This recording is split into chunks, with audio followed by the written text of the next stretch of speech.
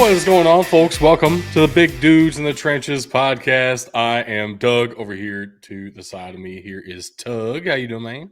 Dude, I'm back. It feels good to be home. I'm back at the new setup. Everything looks great. Everything feels great. I got football on over here. I've got an additional screen here if I need it, but I'm trying not to look at the slides because I know you like to do some fun things with the slides now, so I'm just going to let it roll. You even have football on your shirt now? I do, and this is a huge shout out to you, man. I'll stand up for this real quick. It's the bowl-bound T-shirt for Air Force that they technically qualified for last week, and we added one more on for fun this week against Navy, just to throw a spoiler out there. Navy has been sunk. I've checked on them. They are okay, though. No, they're not. They're in the water, underwater. Well, some of them are okay with that. Like, submarines live there.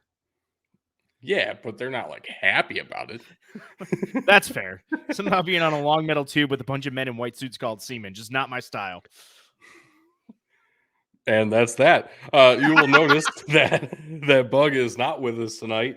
It's, the Air Force happened, so he's not here. Probably be back Thursday, I believe. But it's just me and you, man. We got to figure this out together. Dude, it's been a long time since you and I have had just a show together. This will be a fun one. It probably will be, but we'll see. I have not. I've wanted to look at the slides, but I have not at all. So I'm kind of scared. No, it's nothing. It's nothing bad. Okay. But speaking of the slides, we should probably go ahead and start off here with the rules, as we like to do. We pick every ranked versus ranked matchup, every rivalry matchup. As far as I can tell, we're the only podcast media outlet anywhere that picks every single rivalry matchup every single week. Even the ones that are a blowout. So that's cool. BDT exclusive there. Also, we pick our own games that we want to watch on the side. And if we do a good job at that, we get some bonus points. It's been a while since we've gone to X for a poll to see whether or not a game was good or not. I have a feeling it might happen today. So go follow us at BDT Football on X, and you can vote in any polls that we have. If we can't determine whether it's a good game or not, it comes down to you guys. So I'm just going to give the caveat that I was flying on Saturday this weekend, so I didn't get to watch as much football as I wanted to, but I did get to watch a good chunk of it. I mean, a good chunk of it is better than no football. Yeah. Well, I'm better than no football. Well, no football is not an option. No. No, it's not. Before we get to the Saturday games, though, like you're talking about there, we had some midweek rivalry action going on. So we've already seen the result of this Wednesday. I don't want to talk about it. The ass whooping that you got handed. I don't want to talk about the next one either. I fully expected Southeastern Louisiana to win this game. I took Northwestern State simply because of the emotional little edge they might have had. Southeastern Louisiana was the better team. They looked like it at least for 3 quarters. So that'll usually win you the game. Well, we know a half one. We'll talk about that later. Yes. But no, look, I was taking Northwestern State here simply on the fact that, honestly, neither team has looked good. But to me, Southeastern Louisiana fell way short of expectations. So I was taking the team that kind of was living up to their expectations, as bad as they were. I mean, that is not a good thing, living up to expectations as a 0-5 team and now 0-6. Facts. That's rough. But this was Southeastern Louisiana's first win of the year. So as the battle of the nobodies. The Lions are back on track, maybe. They're in the win column. That's what matters. Oh, man. So this is our updated records after both of those midweek rivalries and all the cumulative point spreads so far. I do have a 3-point total lead over Tug at the moment here. But we both have a pretty sizable advantage on Bug. No bonus points to his name yet is the surprising part to me. I think what it is he likes to take fun games, fun matchups to watch, but they're not necessarily good games. He is a certified card-carrying member of the Sickos Committee. He's taking sickos matchups, which might be a criteria. We can adjust. It's our show. We can adjust based on how he's picking them if they meet the criteria. We can do that. We could, but we're also whooping his ass. So I say we keep it the same way. No. I didn't say we would. I said we but starting us off with the ranked versus ranked matchups, this is the second to last week. We'll be looking at the AP poll. This Saturday is the last usage of it before the first college football playoff committee rankings come out on Halloween of all days. Of course, we're sticking with the Stats Perform top 25 for the FCS. Yeah, college football playoff committee doesn't rank the FCS. They don't.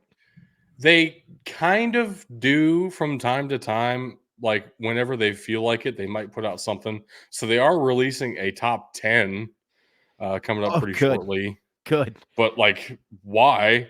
It's not going to help anybody. At least give me 16, the amount of teams that go to the playoff. Like, give me something. That'd be cool, wouldn't it? Not going to happen. Especially this year when it feels like there are so many teams who are like right on the bubble now for the FCS. You have the top 4, and then you have everybody else. And some years it's like that in the FCS, but not every year. But this year that gap is wide. I don't even know if it's top 4. It feels very much like it's a top 2. Top 2. But yeah. Anyway, get us started off here with the nooner, the big nude Saturday. Penn State at Ohio State here. We all took the Buckeyes. And really, Penn State's only touchdown came in absolute garbage time. Yep. So double the spread for the Buckeyes. And hey, that's your line, man. Mm-hmm. Can I break the fourth wall here and let everyone get a peek behind the curtains real quick? I don't know that I can stop you. So. Well, you could. You could have said no. But well, I don't know what you're going to say. So we here on the Big Dudes in the Trenches are a very superstitious bunch, to the point where anytime all three of us pick the same team, we all get scared. I'm a little stitious.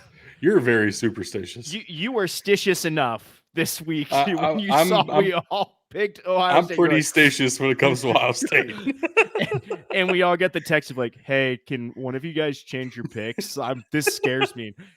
Bug and I were both like, look, man, I can, because I legitimately, this was a home field matchup for me, is why I picked Ohio State. That's what, honestly, probably what carried it, but I would have been willing to. But yeah, no, just the stitiousness of the, I don't know, can somebody change? Because we wanted to avoid the skunk. Well, we did anyway in resounding fashion with a 20 to basically nothing Penn State win there. Let's just fuck Penn State. They don't deserve the 12 points they got. That's what I say. Marvin Harrison Jr. showed out big in this game, setting a record for his personal record for yardage and receptions. He was just all over the field, and there was nothing Penn State could do to stop him. Yeah. A good time for me personally. Thank you very much. Next up here, number 4, Furman at number 8, Western Carolina. You guys were both riding with the Catamounts, who have been a very fun team to this point this season. What were you thinking here? That's exactly what I was thinking. I think they were far exceeding expectations all season. They've looked really good all year. They had the one slip up that I think they also burned us on. So this might be the last time I pick Western Carolina because they keep burning me. But Furman is a good team. They're a solid team. Both of these teams should find themselves in the conversation for the playoff later in the year. Shout out to SoCon John 22 on X, who had this take, and I fully agree with it. And it's a really smart comparison here. Furman is a lot like that 2004 James Madison team, where they weren't really elite at anything in particular, but man, could they put it together and find some wins. Yeah. And I fully expect this Furman team to make a deep run in the playoffs at this point. Not necessarily a natty squad. You know, we're comparing them to South Dakota State and Montana State right now, right? But this is it's very possible this is a clear delineation top 3 team now in the Furman Paladins, just with how they were able to keep fighting.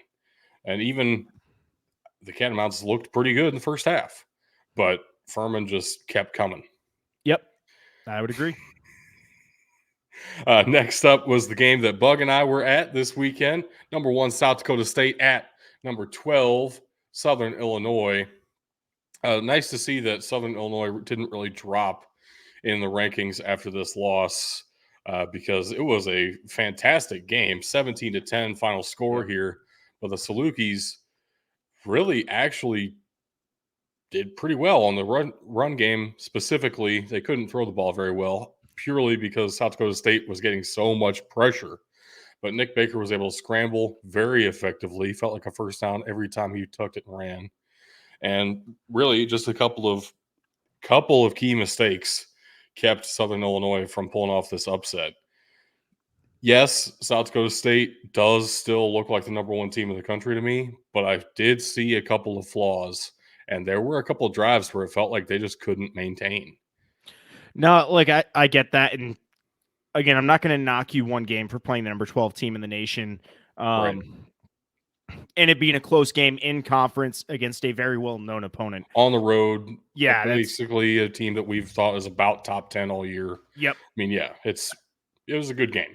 And it's what you expect. Nobody's perfect. The Jacks are going to have their mistakes.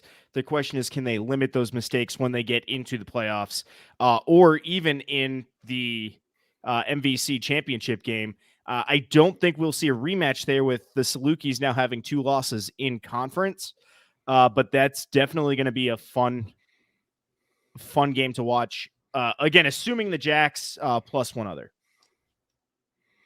Yeah, you have to assume the Jacks at this point, Yeah. right? They have a tough slate going forward as well, though. I mean, next week is number 9 Idaho, or not. That's Montana State. Next week is number 5 South Dakota. Yep. For the South Dakota State Jackrabbits. That is and that's a rivalry game. A couple more great games coming up next week. Just stay tuned, folks. College football ain't over yet. Next up here, the third Saturday of a month. Therefore, Tennessee has a rivalry game. Number 17, Tennessee at number 11, Alabama. We all took the Crimson Tide, and it looked very bad for us in the first half. 17-0 Tennessee, but 20-0, and then just as boom, we discussed, here comes the Crimson Tide. There are 2 halves to football. Tennessee second half to the game.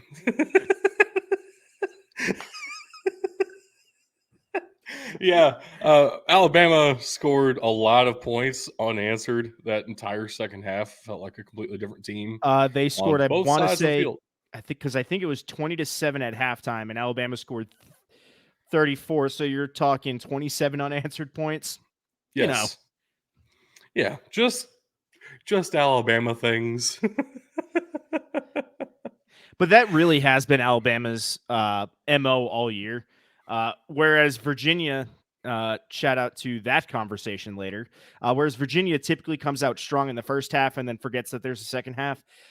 Bama doesn't know that there's a first half of football, but they play so damn good in the second half, they can usually cover up the mistakes. Bama feels like they don't know what time football starts or ends ever this year. It just seems like they show up when they feel like it and they dominate when they're there, but most of the time they aren't there. So weird, this Alabama team. Who knows? A couple more ranked versus ranked matchups to go here, starting off with number 16, Duke at number 4, Florida State.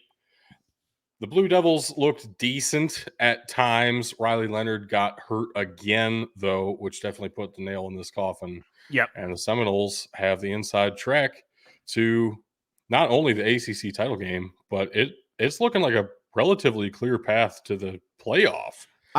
You have to have them in the conversation. They have, 2 key victories right now? But then again, we can't really say that right now without the college football playoff rankings coming in, because we all know those are going to be rigged in. Alabama's going to be number 5 just on the outside, so that way it's set up for the upset of a fan base when the voting comes around at the end. So it all depends on how the college football playoff committee ranks these guys, but Florida State has a very good resume. They're passing the eye test. They like like South Dakota State, they're making a lot of mistakes, but they're able to cover them up and still get the win, which is what great teams do. They have some elite talent at a couple of really key positions, which helps a ton, especially in what is turning out to be basically the same ACC we've seen all along, right? Yep. It started off very hot. It's kind of beating itself up a little bit. Yep. That's what the ACC is now. So it is the Pac-12. What we should have expected, honestly. Yep. I got a little bit excited when there were like 5 undefeated ACC teams left, but no, now there is one. Just, yeah. Number 14, Utah at number 18, USC. I hate this Utah team. With the last second as time expired field goal, it was actually phenomenal. They had a timeout left, but there were like 5 seconds on the clock. They went out of bounds. So they were just going to line up for the field goal. It was second down still. But Lincoln Riley iced them. So they said, fuck it. We'll center it. We'll center it because we have a timeout left. So then 2 seconds left and the ball's centered. And I'm like freaking out because it's a college kicker moment waiting to happen. But no, he kicked it dead on straight. And Utah gets its 3rd win in 2 years over these USC Trojans. So Caleb Williams is 0-3 against the Utes. Yeah. Look, I hate this Utah team just because I can never predict them. They have burned me so much, so very much. Man, that's a tough one. Are you really 5-0 right now as we've gone through these? Yeah. I'm not counting last week. Although I think you got both of those too, but no, you missed one. That's okay. All right, Doug. Doing pretty well so far. Yeah. It's been a productive week for me. Let's hit that slide real quick. Well, next up though is number 2 Montana State at number 3 Sacramento State. And yeah, Montana State. Oh God, I thought you picked Sac State. Shit. No, sir. No, sir. Bug and I talked about this on the preview quite a bit. It's like, man, Montana State just feels like they're on another level compared to the rest of the Big Sky. And I know Sacramento State got all the way up to number 3. That's great for them. Love to hear it. They're not the number 3 team in the country. No. No, that's Furman. We already discussed that. Well, yeah. But also, this feels very much the product of they were winning at the right time, and a couple of teams above them were losing. And so they just got the benefit of the doubt. I could tell just watching them play, this is not the number 3 team in the country. And Montana State proved that. 12-point win. Good fight, though. I mean, Sacramento State didn't give up, didn't lay down. That's for sure. So, and you look at this, and even if you want to call them the number 3 team, even if you want to call Furman the number 3 team, I don't care. This is that tier line that we are talking about. Montana State and South Dakota State are on a different level. Actually, there's some conferences and I know you hate when I say this, but there are some conferences at the FBS level that these guys could legitimately compete at. No, I agree with that. So I absolutely agree with that. South Dakota State, Montana State would be number 1, number 2 in Conference USA right now. I mean, they'd probably be number 4 or 5 in the Mountain West too. Yeah. Who would even be above them? I mean, Air Force, Wyoming. Actually, it'd probably be Air Force, Wyoming. Yeah, and Air Force, Wyoming, Fresno State. So you got 4 and 5 right there in Montana State and South Dakota State. I don't know. Sacramento State and Fresno State was a field goal game. We might be looking at 3-4. It's a competition between them and Fresno State and between them and UNLV. And then, I would say Air Force and Wyoming probably win those games. But still, that's, legitimately. That's South Dakota State, make the jump. I know your rival's going to stay down because they're getting beat up this year. It's funny I say that North Dakota State's getting beat up with a whole 2 losses, but that's unheard of for them. Nah, they don't need to make the jump. It's too much fun down the FCS. It's great to have them down there. It's more fun in the FBS. Well, it can be. No, it's not. No, it's not. They have a chance to compete for national championships when they stay down. They will not compete for national championships if they come up and join the Mountain West. They will. They will No. now. With No. the 12-team playoff next year, they will. Within the first right, 5 fair. years, I was going to say within the first 5 years, either of those teams is going to get the group of 5 bid out of that. I smell what you're stepping in.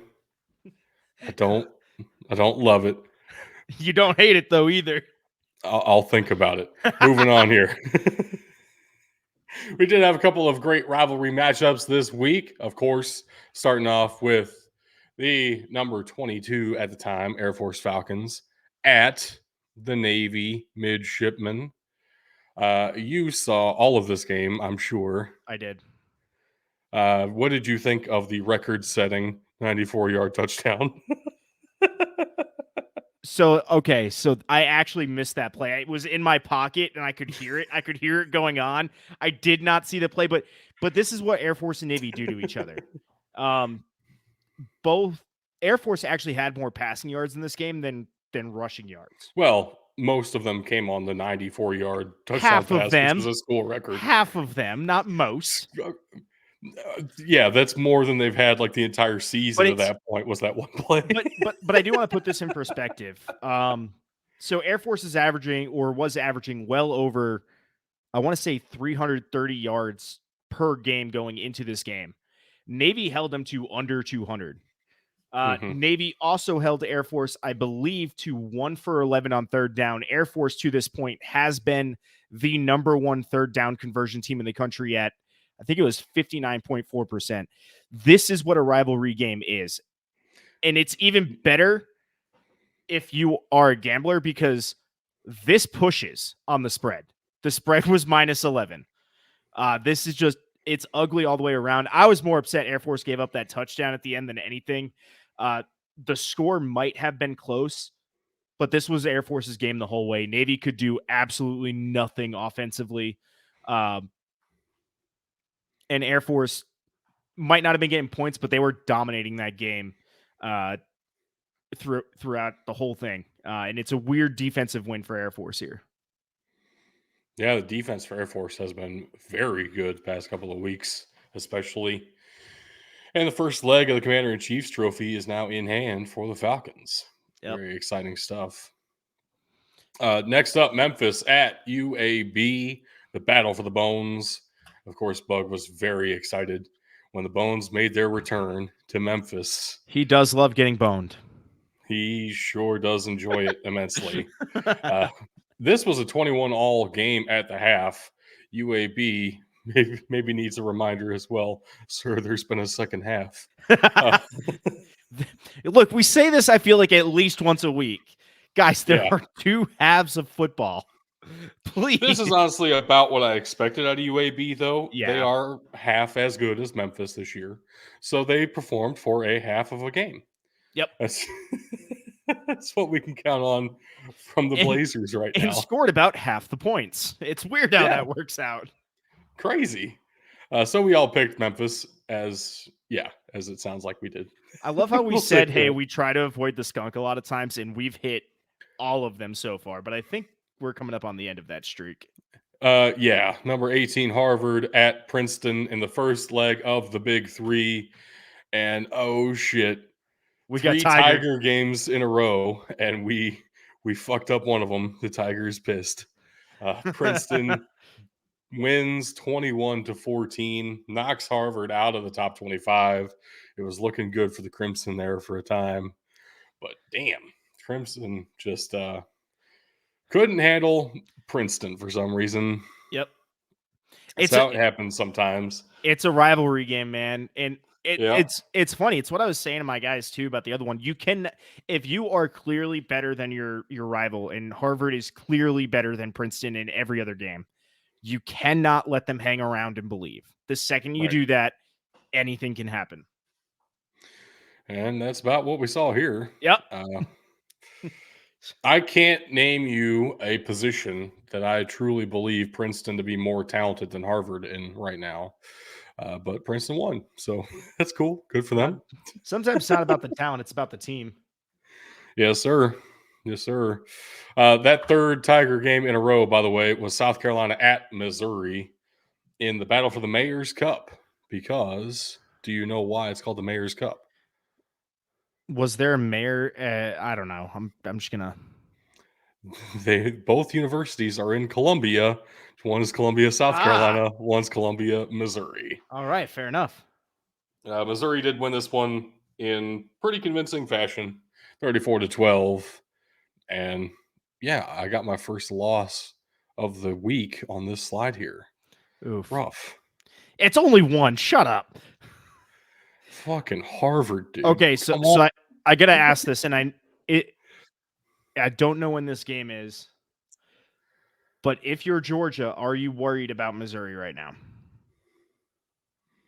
Not particularly. All right, fair enough. I was just curious. Well, all right. I take that back because their offense is injured for the next 3 to 5 weeks still.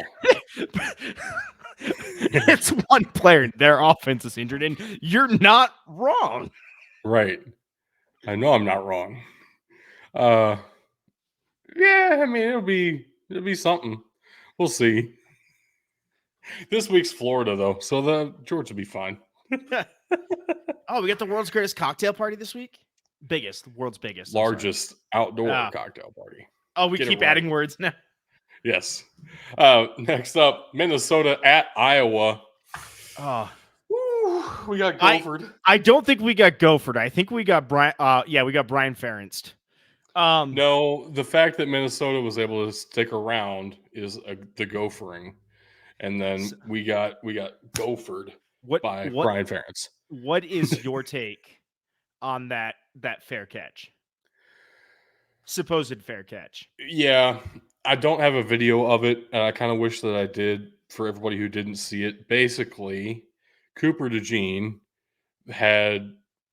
was like pointing to his guys and like waving them away from the ball. The issue is those motions were like above his shoulder pad height. That is technically all you need for it to be a fair catch signal.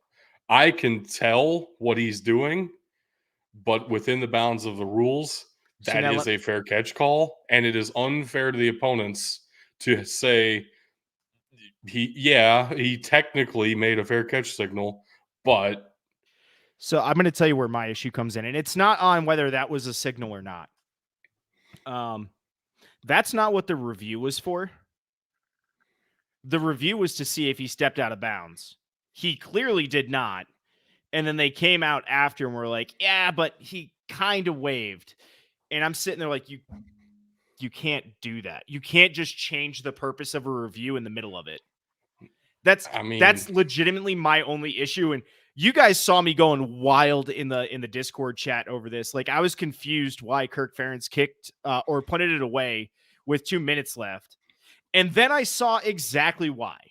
And then I saw their entire hope of anything ever going down get tore out because the offense threw an interception. And then I saw a bunch of beer cans being thrown on the field. Iowa is not having a great time out there. Look, what are they waiting for at this point? You know he's not going to hit his goal of 25 points per game. You need to make a change here, especially with how they're poised and still somehow in the driver's seat of the Big Ten West. I mean, there is a path to beating that 25 points per game total. It's not going to happen. Like, you're right. There is a path. Is it possible? Yes. Will it happen? Absolutely not. There is a path. Their best offensive player is a punter. Yes. I also personally believe he ought to be in consideration for the Heisman Trophy. He is the best player, at least in the Big Ten West. But we're looking for the most outstanding player, not the best player. It's not an MVP award. I truly believe him to be an outstanding individual. Well, he's done this 2 years in a row now, so exactly. Oh God! Man.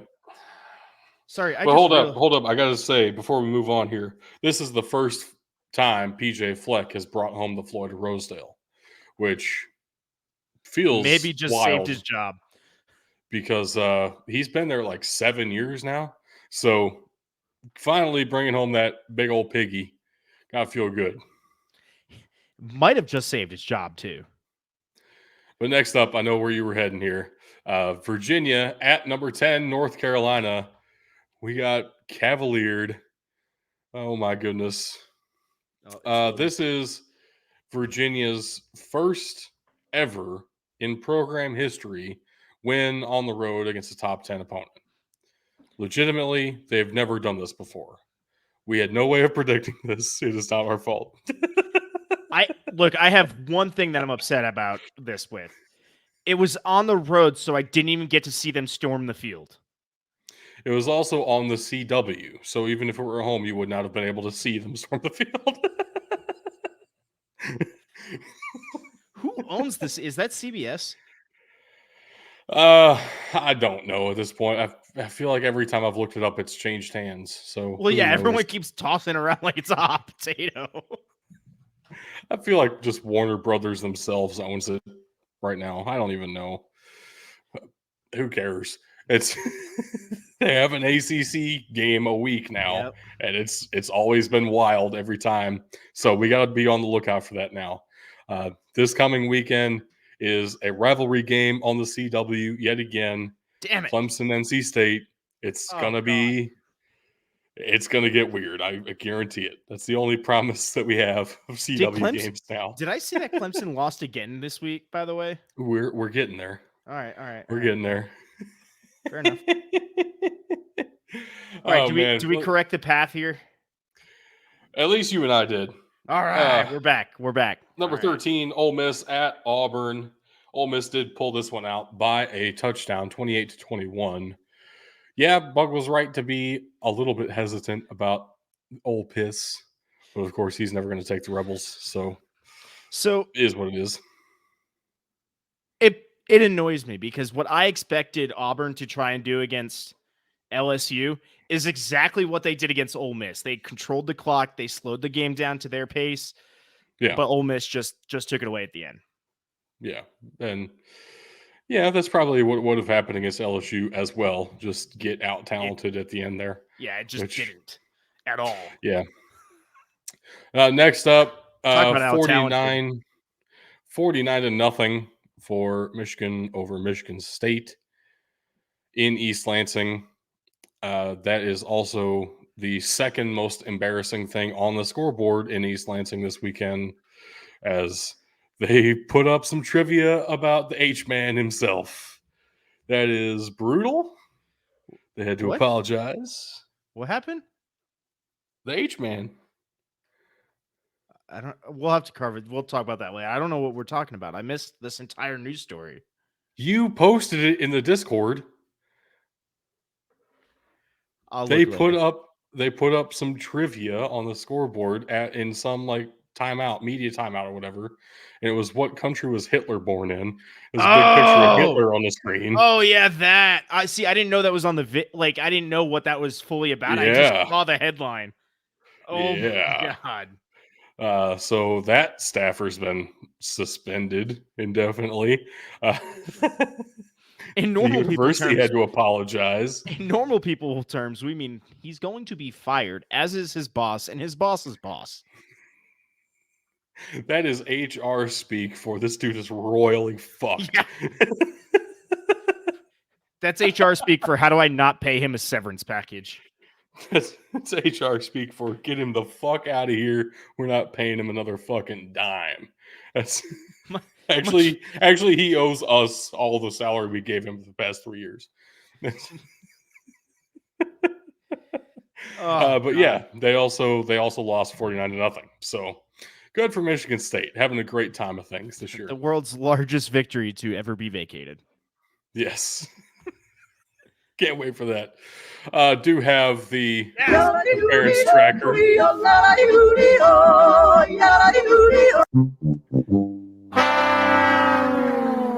Brutal. He got gophered. He's 44 points behind. Yeah. Hold on. With 4 games to go.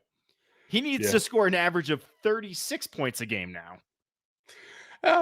If we include a Big Ten championship and Yeah, a but you bowl got to game. yeah, but you got to get 25 in those too. Yeah. So, I mean, but it Okay, lowers it so a he's little got to bit. He score needs to average 32 like 31, 32. 32 points a game. Not enough. Yeah. They're not good enough. Especially with the quarterback, Cade tight McNamara's end. out. Yeah. Yeah, they're all out with season injuries, which were the only parts of the offense that did anything. So that's rough. Anyway, Yeah. again, shout out to Sickos Committee. I love that every week. We need to reach out to them, see if we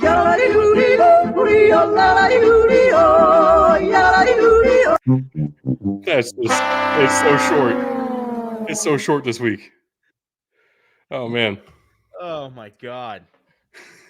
Our games. Anyway, going on to our games of the weekend. Of course, we always start with bugs here. A couple of great ones on tap, actually. Starting off with UCF Oklahoma, which I expected to be a blowout. So did Bug, and So did I. Yeah, and it was not. It came down to a failed 2-point conversion attempt by UCF to get things to a tie game with like 3 minutes to go. Otherwise, we're probably headed to overtime here. Oklahoma does pull it out in regulation, though, 31-29. We all picked the Sooners, but holy smokes, it was We close. had a scare. We almost got night. Wait, no, Knighted is too good. That sounds good. Yeah. We almost got Who's the coach? Gus Malzahn. We almost got Malzahn. We almost got Gust all over. Oh, no. Moving on. The MVFC is still beating itself up. Well, yeah, Illinois State, Youngstown State looked like it was going to be an interesting battle. Youngstown State still hanging on to the top 25. Illinois State, though, definitely felt like they were improving throughout the season. Kind of came to fruition. This was a field goal game. Youngstown State wins 41-38. We all took the Penguins. I only did because of home field advantage here, which feels like the winning formula for Youngstown State and probably Northern Iowa this year. Like, just when they're at home, pick them. Otherwise, playing in the beer can is something different, man. Yeah. Apparently, Youngstown has the same effect this season, so that's interesting. Well, yeah, you're playing on an iceberg. Oh, come on, give it to me, damn it! No. No. Anyway, Clemson, Miami. Yeah, I said we'd get to it later. Later is now. Clemson royally fucked themselves in double overtime. Dabo is not happy at all. And we got hurricaned. Here I am. Skunk me like a hurricane. Look, This one hurts because I've been like the Miami guy for a while, and I finally got off their hype train, and I hate Clemson. And I was like, you know what? This is a bad matchup for Miami. Yep. I'm going to take Clemson. And I got double fucked. Yep. Do you see why I hate Clemson now? Yes, I'm blaming entirely Clemson. Oh, and then Dabo after the game, that wasn't a read option. He was just supposed to give it. Mm-hmm. Dude, Dabo's at wit's end with this team right now. He doesn't know what to do. I would say if it's at that point and you're just throwing him under the bus in the press conference, just cut him. I mean, at least do what you did last year and start your backup. Playoffs are out of sight now. The ACC championship's out of sight now. Just start getting your team ready for next year. I hate to say it that way, but damn, get them some meaningful reps. He did say it at the end of last year. Maybe we need to lose a couple games, lighten up the bandwagon a little bit. I guess the plan is working full effect. Yeah, double overtime, wild one. Bug and I were able to watch the fourth quarter and both overtimes of this, and it was entertaining. Oh my goodness. So I'm gonna go here and I'm gonna say this now. Bug just went from 0 bonus points to 2 bonus points. Yes. I think those are 3 fantastic games. If you watched nothing but these 3 games on Saturday, you were a happy camper.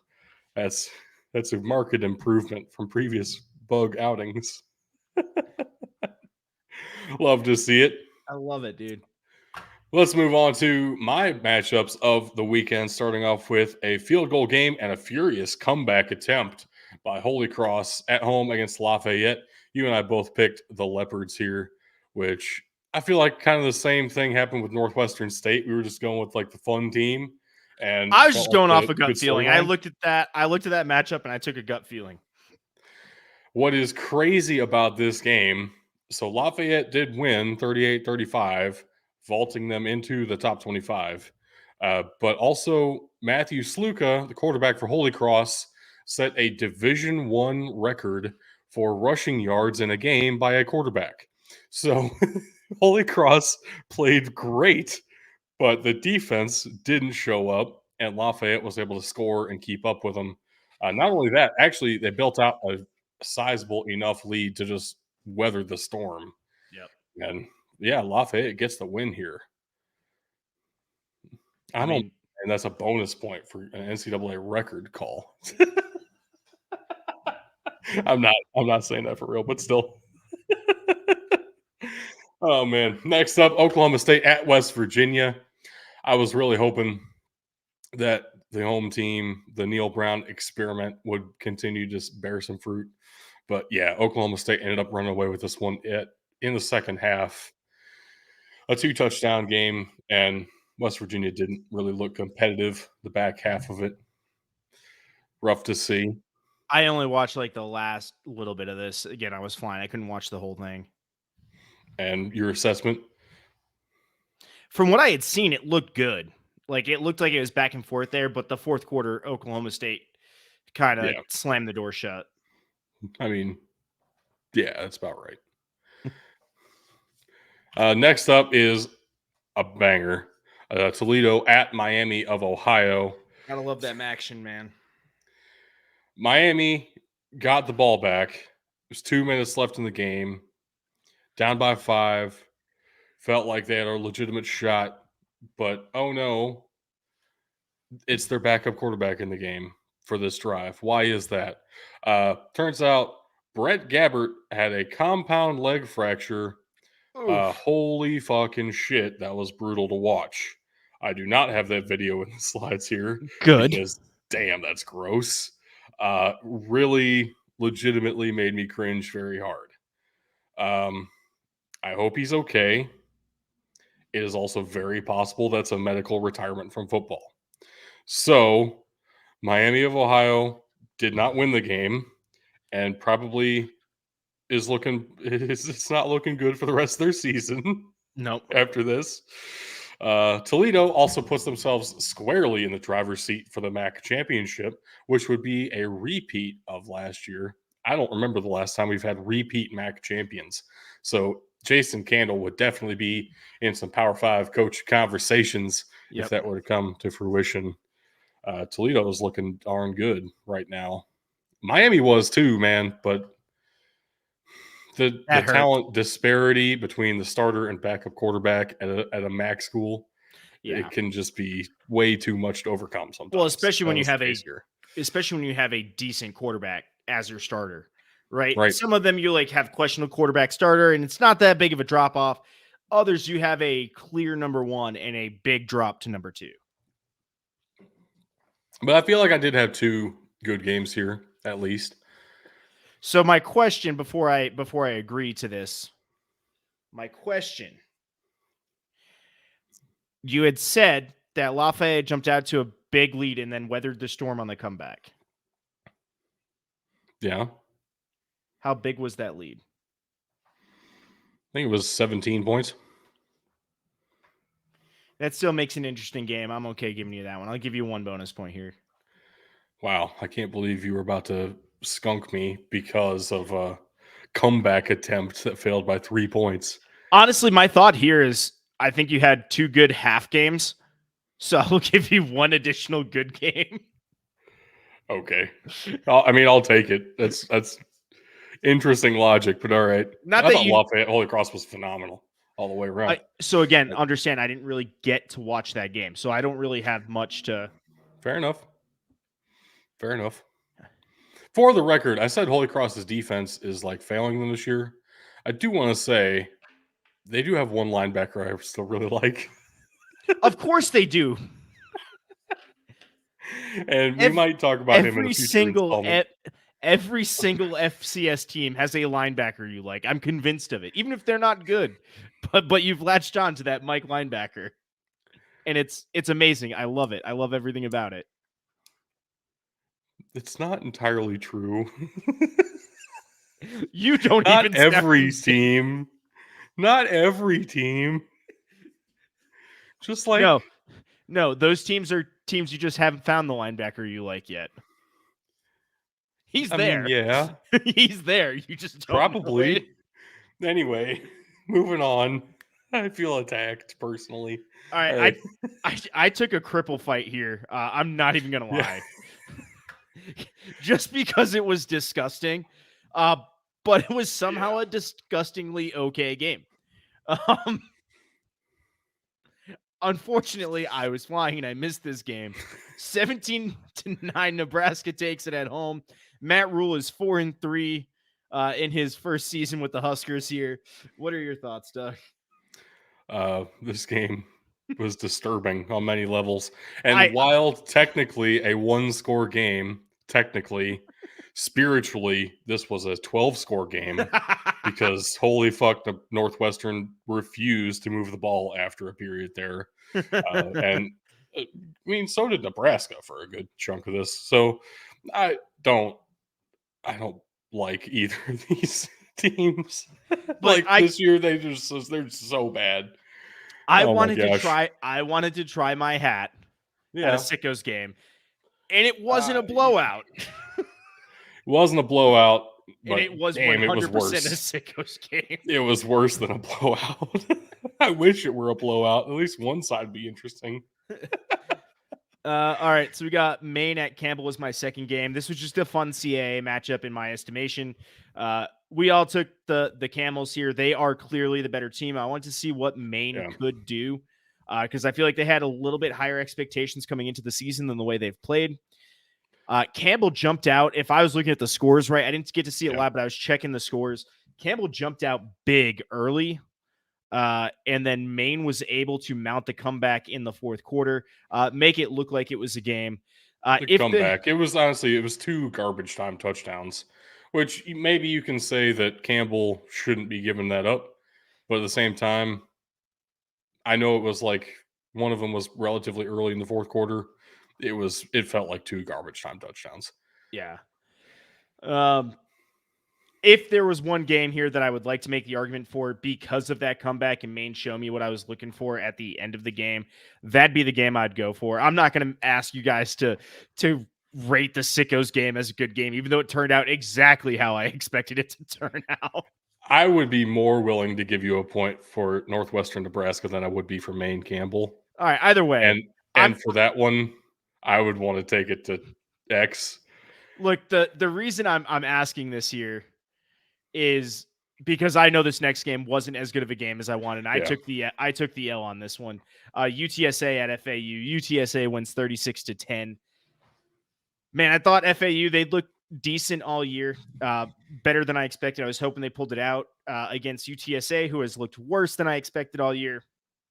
UTSA got back to their old form, and that was not good for FAU here. Yeah, UTSA looked great. I loved it. It was a good time for me. I'm just trying to avoid the 1- here, but you're probably right. That probably needs to go to X. I'll leave it up to you then. Which game would you prefer the poll be about? Probably Northwestern Nebraska. It's going to get more eyes. Fair enough. Can we tag the Sickos committee in it as like, hey, in our Sickos committee was our Sickos committee game of the week a good game? Make sure you go vote in that poll. It'll be on our X, our Twitter at BDT Football. That'll be up basically all day when this goes live. So make sure to vote. We desperately need the input here. Yes. Otherwise, Tug might be getting the first negative bonus point of the entire season for us. This is what I get for trying to go for a Sickos game. What a week. All right. Before we move on, I do have to show this. This was the best part of that game, Northwestern Nebraska. Have you seen this? Do you know what this is? No. It's pretty short. I didn't see the video. I saw the picture. Come on, you got to give me a good game for the shitty Selly. Come on.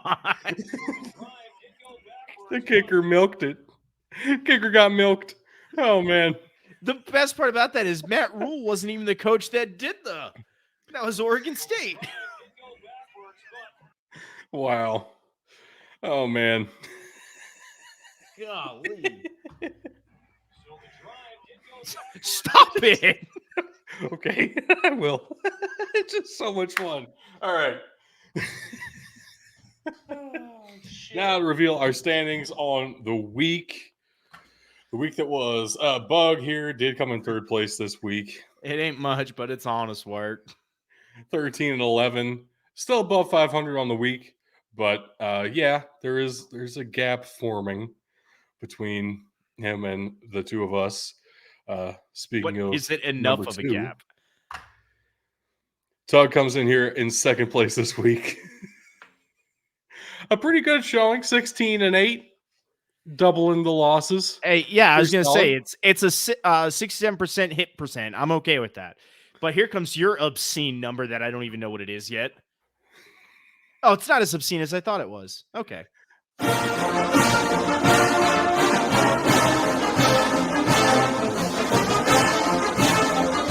I'm the king of the world, baby. 18-6 on the week. I expand my lead over Tug to 4, I guess 5, and then whatever bonus points happened there.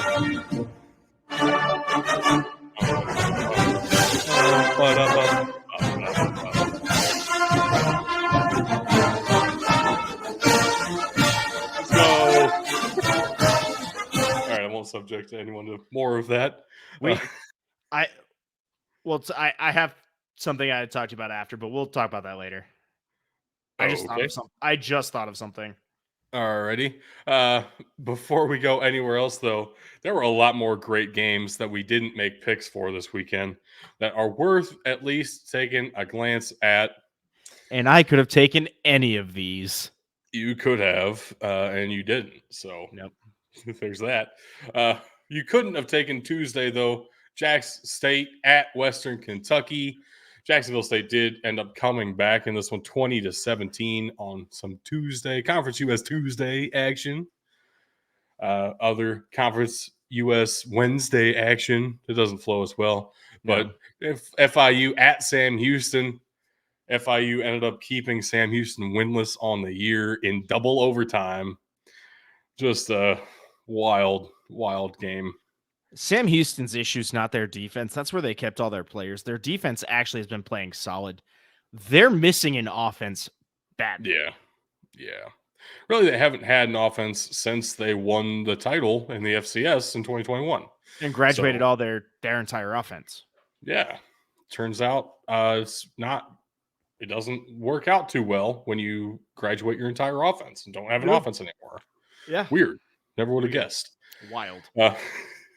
The biggest wild result of the weekend was probably the Washington-Arizona State game. Even though it was not an upset, it was so tantalizingly close, and Arizona State looked like they were going to win there for quite some time. Washington did not play well on offense, especially Penix throwing 3 interceptions and knocking himself down to second place in the Heisman odds. Yep. Just a brutal performance. The 2 games I want to highlight here are going to be Arkansas firing their offensive coordinator after a 3-point performance. Iowa, take a note. Speaking of which, did you see who the interim offensive coordinator is? I did, but I forget. Who is it? Motherfucking Kenny G, baby. That's right. That's where I saw it. Former record-setting quarterback for the Ohio State University. Put up 6 touchdowns and a half against Florida A&M in 2013. Let's fucking go. And then the other game I'd want to talk about is Colorado State is actually a sneaky, decent team. Right. they're not bad. They play up to their opponent, which is absolutely huge. It actually kind of scares me as an Air Force fan for that rivalry week matchup we have coming down, the Rocky Mountain Showdown. No, that's Colorado CSU. I forget what we call ours. Is it? I don't know. I don't know that you really have a name for it. The winner gets the Ram Falcon trophy. Yeah, that's it. So that's actually this coming weekend. So is it? Yeah. Oh God, I'm a little scared. God, Air Force. Fuck me as an Air Force fan. Holy shit, dude. Wyoming. Hold on. Wyoming, Navy, CSU, a week off, and then Army. We hit 3 straight rivalries, and then Wyoming coming before that. I knew you would hate it the way I said that, so you're welcome. Oh, yeah, shit. That's 4 weeks in a row we have, in my mind, 4 rivalry games. That's a lot. Holy shit. Yeah. Yep. Some other great FCS versus FCS games. Double overtime for Sacred Heart at Stonehill, with Stonehill coming out on top in that one. Sacred Heart has not lived up to expectations this season in the slightest. Just wild to me. Stop playing Northern Iowa at home. Yeah. Number 11, North Dakota. After whooping their rival, North Dakota State, they go and get blanked by Northern Iowa 27-0 in the beer can. Just wild. Yeah. I want to shout out McNeese for getting out to a huge lead on Incarnate Word, and then Incarnate Word storming all the way back 35-24 ends up being your final, and Incarnate Word stays undefeated. But oh my goodness, McNeese looked really good there for a minute. Yep. And then you got you have Austin P finding a way to continue to win in a tight one out in Utah, beating Southern Utah 48-45 in double overtime. Yeah, that game was a crazy finish. I'm very glad I got to see the end of that. At least both overtimes. Just, oh, wow. And I hate to say it, but let's go P. Let's go P. I had a couple of draft prospects wanted to highlight this week, as I do. Starting off on the offensive side of the ball, slot receiver Malik Washington put together a pretty solid game against North Carolina. By far the leading receiver for the Cavaliers. Not in the game. I mean, North Carolina still slung the ball pretty well. But as far as Virginia's offense was concerned, Malik Washington was the focal point very clearly. He is tripled his previous career total of touchdowns in this season. So that's pretty incredible. With 4 games to go. The yards per catch average is coming down. I do want to highlight, more often than not, he is getting most of those yards after the catch, which is still pretty impressive to me. So you can talk about whether or not he needs to develop his route running. That's definitely a fair conversation. But as a playmaking receiver who knows how to get the ball in his hands and make something happen, he is worth a look somewhere in the back end of this draft. I know he's 5'8", 194. That can play in the NFL. I mean, we've seen it happen before. Yeah, I was going to say, look at Devontae Smith. He is a skinny boy. He's 4'8", 2 pounds. So he was working. He's a little bigger than 4'8". I think he's 6 something, but you know. Yeah, but he is 2 pounds. Yeah, no, facts. And next up, linebacker, of course, for Lafayette, Billy Schaefer. Once again, proving my point that he needs to add, 30 to 40 pounds and just put a hand in the dirt. Because holy shit, he is good as a pass rusher.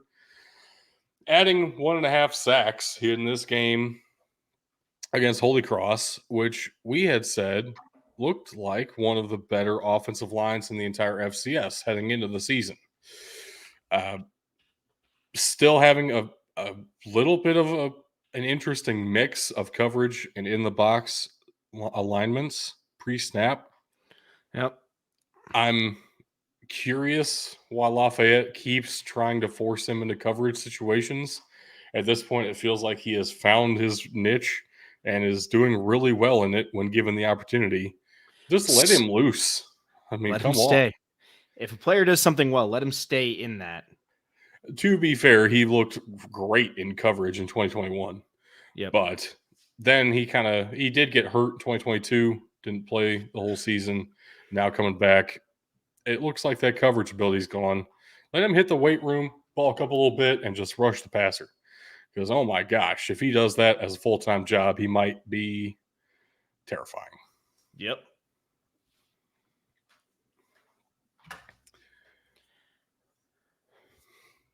That's not right.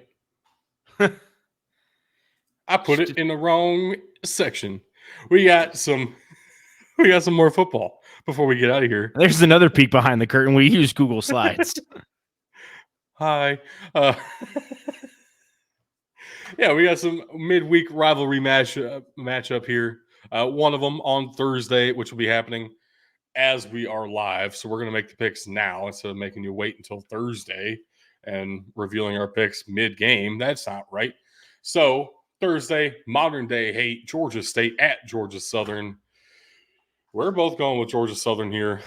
I want to get your thoughts on this because I had a hard time making this pick, but maybe you have something insight.